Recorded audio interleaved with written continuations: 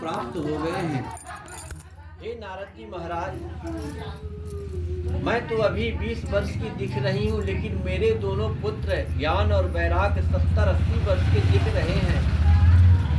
उस माता को कितना कष्ट होता होगा जिनके पुत्र बूढ़े हो जाएं और माता जवान दिखे। वो साधु शरण कृष्णम। हे साधु महाराज, अगर आप कुछ उपाय जानते हैं तो मेरे पुत्र ज्ञान और वैराग्य का कुछ उपाय कर दीजिए। नारद जी ने कहा कि मैं प्रयास करता हूँ।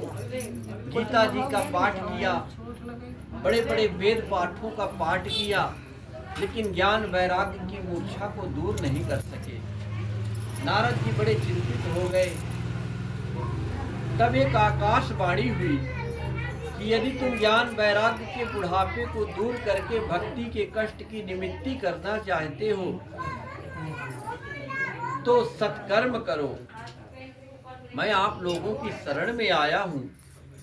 अब आप सनत कुमार, मेरे अनंत जन्मों के भाग्योदय से आपका दर्शन प्राप्त हुआ है।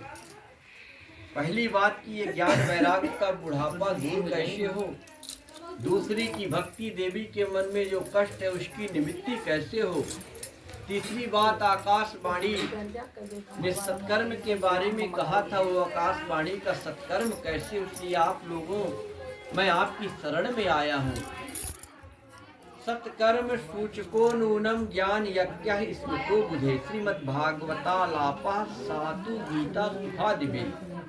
देखो नारद, ज्ञान वैराग्य के बुढ़ापे को अगर तुम दूर करना चाहते हो, भक्ति देवी की कष्ट की निवृत्ति करने का सर्वोत्तम साधन यदि कोई है तो श्रीमद् भागवत ज्ञान यज्ञ प्रवचन करो।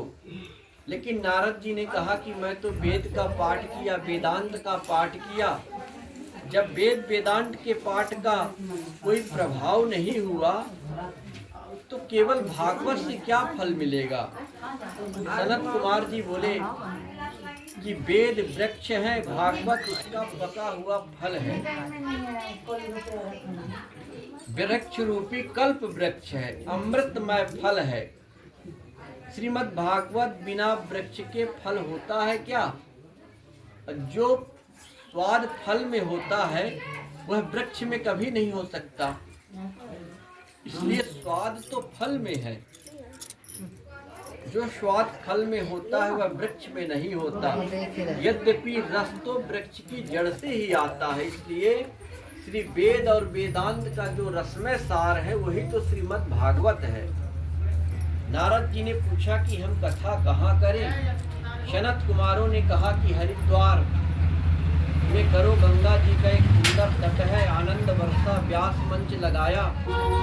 व्यास मंच पर चारों भाई सनत कुमार आसीन हो गए, क्योंकि भागवत को कराने वाले नारद जी विरक्त हैं।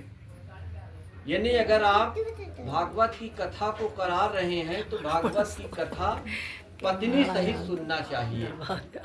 हर काम में पत्नी को बाएं तरफ बैठाना चाहिए।